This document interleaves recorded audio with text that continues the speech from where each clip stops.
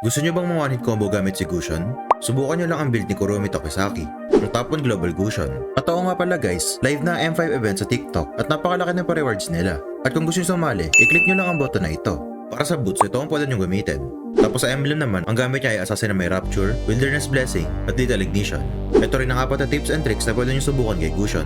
Para sa unang combo, maganda ito gamitin kung malayo yung kalaban at gusto nyong makalapit agad. Sa pangalawang combo naman, ito ay maganda kung gusto nyo magkaroon ng ligtas sa distansya sa inyong kalaban.